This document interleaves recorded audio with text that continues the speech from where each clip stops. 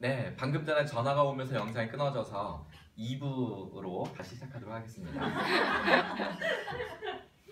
자, 방금 전에 어디서 화면이 끊어졌냐면 요구 분석을 할 때 요구라는 건 뭐라고요?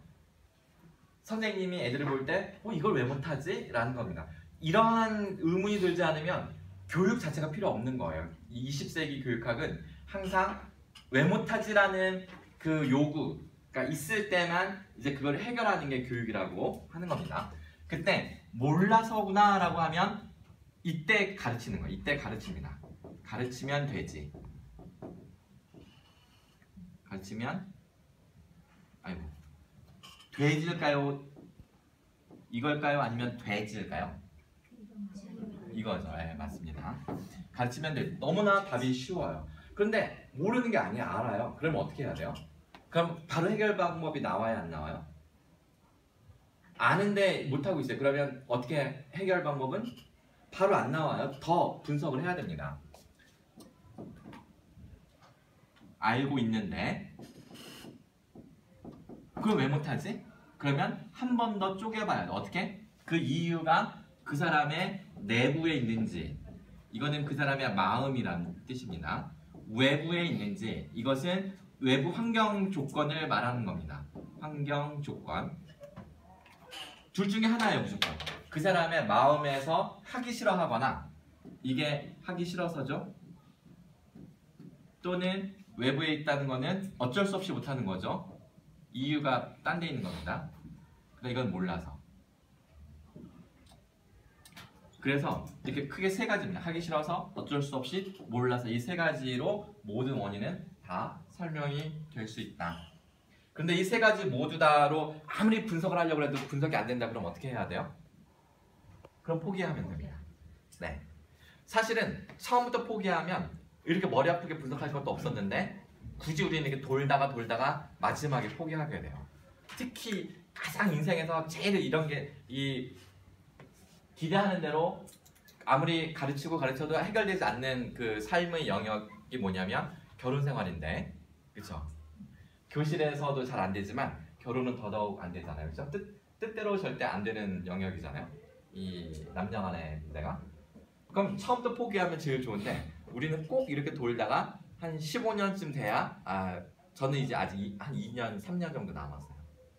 완전히 마음을 비우기 위해서. 보통 그 정도 된다고 하더라고요.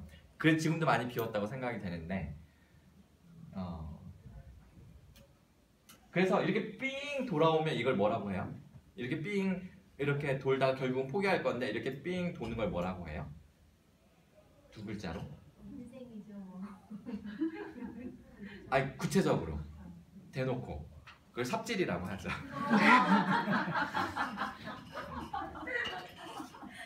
세 글자로 개고생.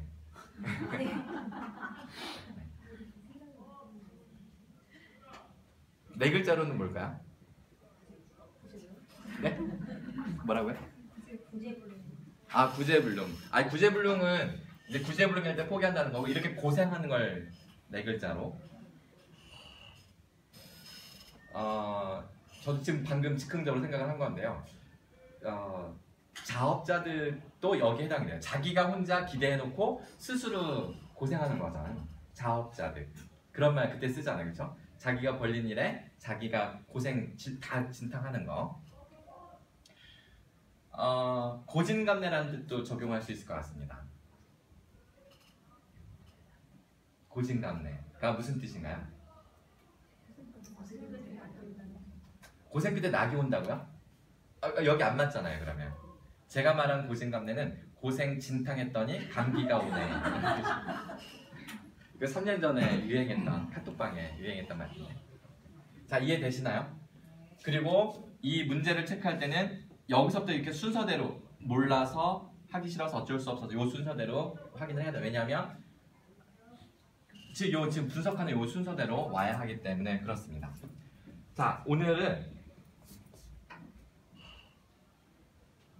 학습과제 분석을 할 차례입니다.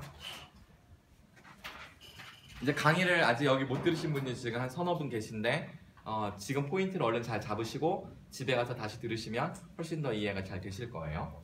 과제 분석은 크게 두 가지 내용으로 구성되어 있습니다. 첫 번째, 두 번째. 첫 번째는 학습 목표 유형을 나누는 겁니다. 두 번째는 위계, 분집, 절차, 통합, 분석 이런 식의 그 학습 목표를 나눈 다음에 그것을 나열하는 겁니다. 계열화하는 것을 위계 분석, 분집 분석 이런 식으로 말을 하는 거예요. 예를 들어서 지금 수업 시간이 세계사 시간이다. 그러면 고대 그리스의 역사를 먼저 다루는 게 좋을까요? 중세 봉건제 사회를 먼저 다루는 게 좋을까요? 순서가 있어요, 없어요? 순서가 있어 보이는 거는 절차 분석이나 또는 위계 분석을 하면 돼요. 근데 위계라는 거는 특히 언제 쓰는 거냐면 수학 같은 경우 우리가 두 자릿수 하려면 반드시 한 자릿수를 먼저 해야 돼요. 2차 방정식을 하려면 반드시 1차 방정식을 먼저 해야 됩니다. 이런 식으로 개념의 위계가 점점 높아지면 위계 분석이라 하고, 절차 분석은 체육 수업 시간에 달리기를 하려면 뭘 먼저 배워야 되나요? 출발선에 서는 방법부터 배워야 되겠죠? 이런 식으로 단계가 있다면 절차 분석, 위계가 있다면 위계 분석. 군집 분석은 뭘까요? 학습 목표들 간에 순서에 상관이 없는 목표들을 군집 분석을 합니다. 예를 들어서 우리나라 도시 이름을 배운다. 산맥 이름과 강 이름을 배운다. 그럼 어디부터 배워야 돼요? 상관없고 그냥 권역별로 그냥 이렇게 딱 이렇게 좀 이렇게 범주를 나누어서 그냥 배우면 되는데 아무데나 먼저 해도 상관이 없잖아요, 그렇죠? 그럴 때 이렇게 범주만 묶어주는 것, 이것을 군집 분석이라고 합니다. 그렇게 하면 그다음 이게 지금 어디 하고 있는 거냐면 과제 분석 요 2단계예요. 두 번째. 요구 분석을 통해서 목적이 나왔죠. 그 다음에 이 과제 분석에서 학습 목표들을 구분하고 그것의 순서를 정하는 겁니다. 학습 목표들 간의 순서를 정하면 학습 과제 분석까지 딱 끝나는 거예요. 여러분들은 지금 제 강의를 여기까지 들으신 겁니다. 아시겠죠? 이때 학습 목표 유형을 구분하는 방식이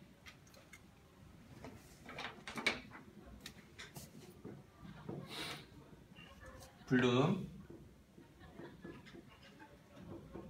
가네, 메릴 이렇게 세 학자의 그 분류하는 것들을 배우신 겁니다. 학습 목표는 크게 가장 일반적으로는 지식, 태도, 기술 이렇게 나눠요. 보통 우리가 애들한테 가르치는 거는 지식적인 게 있고 태도적인 측면이 있고 기술적인 측면이 있습니다. 예를 들어 볼까요? 아이들에게 노래를 가르친다.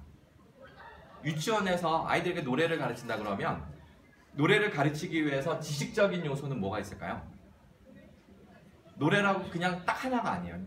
쪼개보면 지식은 뭐 음표, 그 다음에 악보를 보는 요령, 그냥 가사를 알아야 되겠죠? 뭐 하여간 머리로 알아야 되는 게 꽤 많아요. 또 태도는 뭐가 있을까요? 노래 가르칠 때 태도. 예? 안 들려요 크게.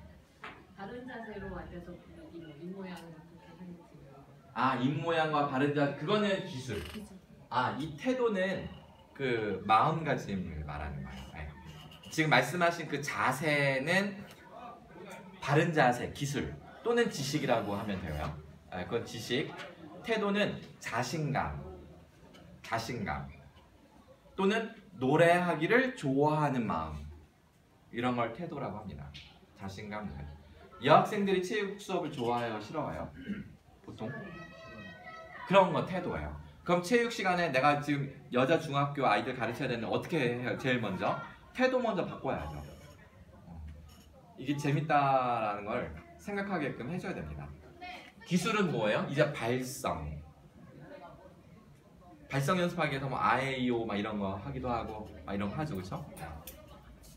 이것을 블룸은 인지적 영역, 태도는 정의적 영역, 기술은 심동적 영역이라고 이렇게 구분을 했습니다. 그런데 간에는 인지적인 영역을 3개로 더 쪼갰어요. 언어정보, 지적기능, 인지전략. 그 다음에 요거는 그대로 태도라고 했고 요것은 운동기술이라고 그대로 가져왔습니다. 5가지가 됐죠. 언어정보는 그냥 외우면 되는 거예요. 오늘이 4월 며칠인가요? 4월 27일. 오늘이 4월 27일이라는 거는 더 이상 설명이 필요해요? 아니면 그걸로 그냥 끝인가요? 그걸로 끝이죠. 더 이상 가르칠 게 없고 그냥 딱 알면 되는 거죠. 그런 걸 언어정보라고 합니다. 지적 기능은 999 빼기 1000은? 999 빼기 1000은 얼마? 마이너스 1. 네, 이런 거 계산하려면 머리를 써야 되잖아요. 그거를 지적 기능이라고 합니다. 인지 전략이라는 거는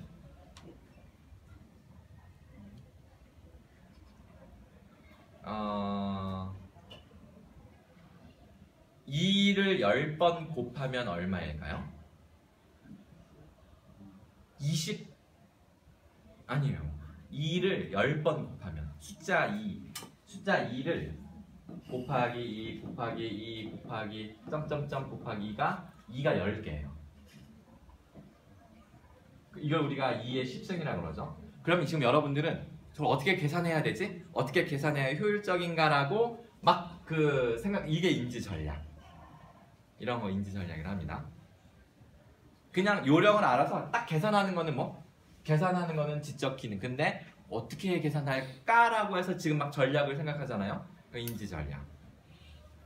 그 다음에 태도, 운동 기술. 그 다음에 메릴은 이 지적 기능을 또다시 4개로 또 쪼개요. 사실, 개념, 절차, 원리. 근데 이 사실은 언어 정보랑 비슷한 겁니다. 그래서 그 인지적인 영역을 이렇게 세분한 건데 왜 뒤로 갈수록 점점 더 복잡하게 더 쪼갤까요? 왜냐면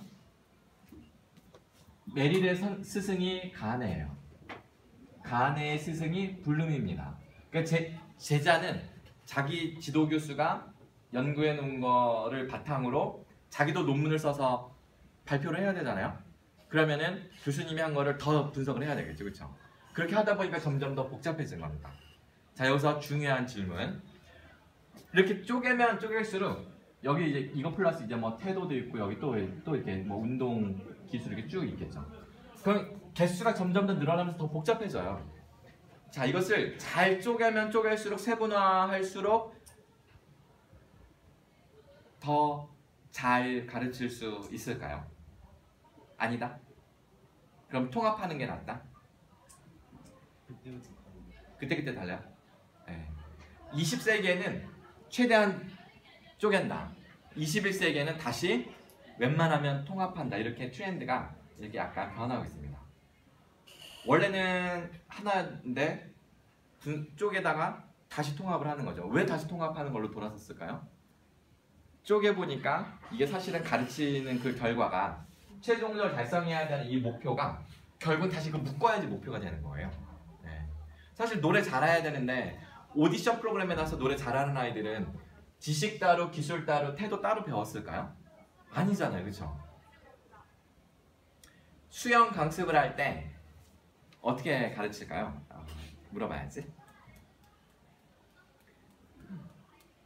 체육 선생님한테 물어보는 게 낫겠죠? 괜히 체육 아니신 분한테 수영 하시는 분, 잘하시는 분.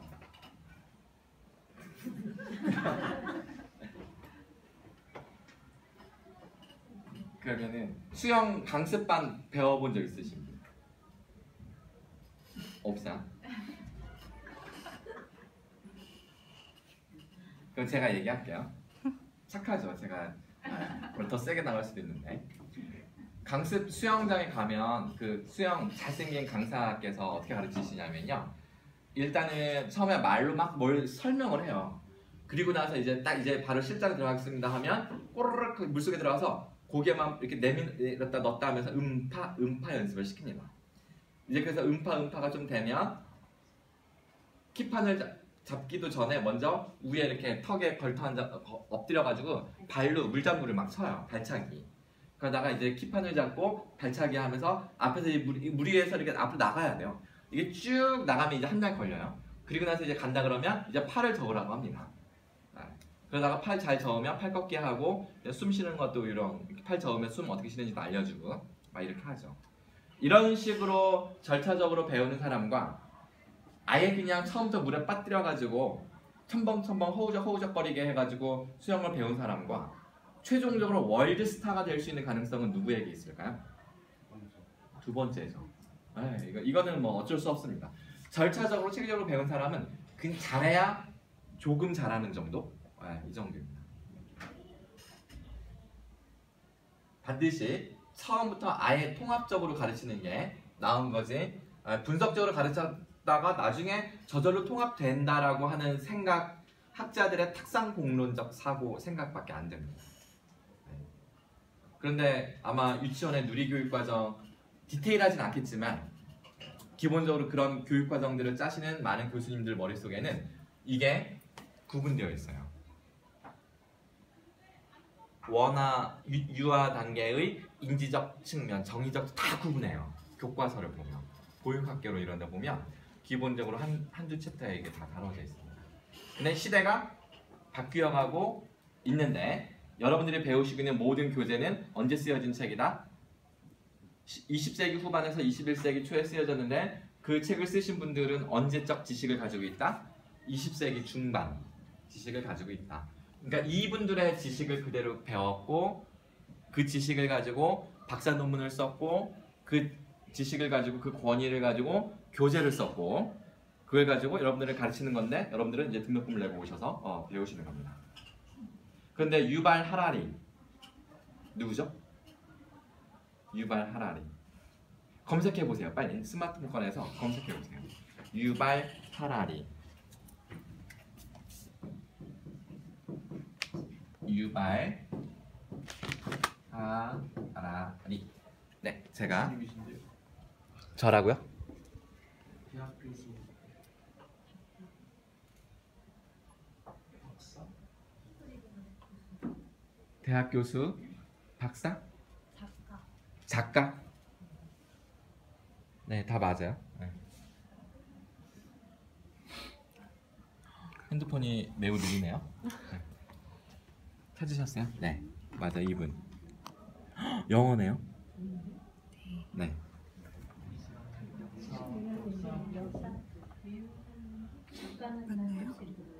잘생겼대. 나이는 40살이고 역사학자이고 하지만 그 풍부한 그 융합적 지식을 가지고 사피엔스라는 책을 썼고요.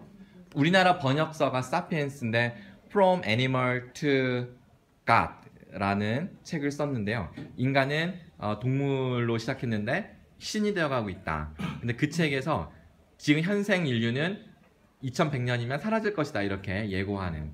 그래서 지금 우리나라에 와가지고요. 지금 막 여러분 뉴스에 보면 지금 계속 유발 하라리 얘기만 잔뜩 나오고 있는데 여러분들이 그걸 모르고 계셨군요. 자, 이 유발 하라리가 뭐라고 말을 하냐면 지금 배우고 있는 지식의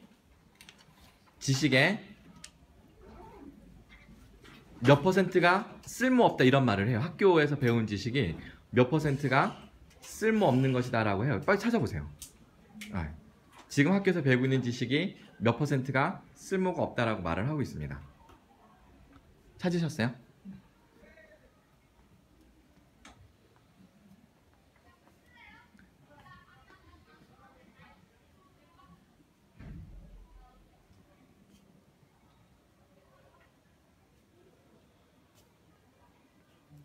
제 페이스북에 올렸으니까 제 페이스북에 들어가 보세요.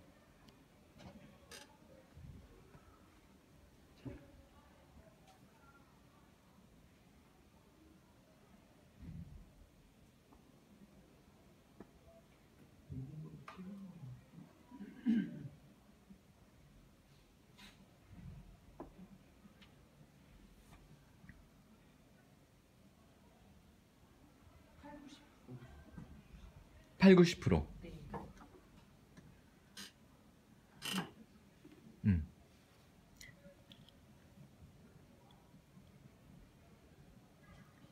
사피엔스 저자 학교교육 80에서 90% 쓸모없다. 유발 하라리 내한 첫 기자 간담회. 뭐 이렇게 쭉 나오고 있죠.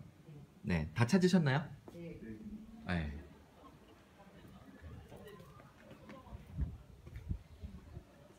지금 여러분들이 배우고 있는 지식의 8, 90%는 쓸모없는 거니까 제가 하는 말이 홍영일 교수님의 되게 주관적인 편향적 이 주장을 하는 게 아니라 시대가 이렇게 흘러오고 있는데 이런 이야기가 낯설게 들리신다는 거는 지금 대학교 교수님들이 여러분들한테 숨기고 있거나 그러니까 거짓말을 하고 있거나 아니면 교수님들이 모르거나 어느 쪽일까요? 만약 교수님들이 착하신 분들이라면 모르고 계시는 거죠. 안 착하다면 숨기고 있거나.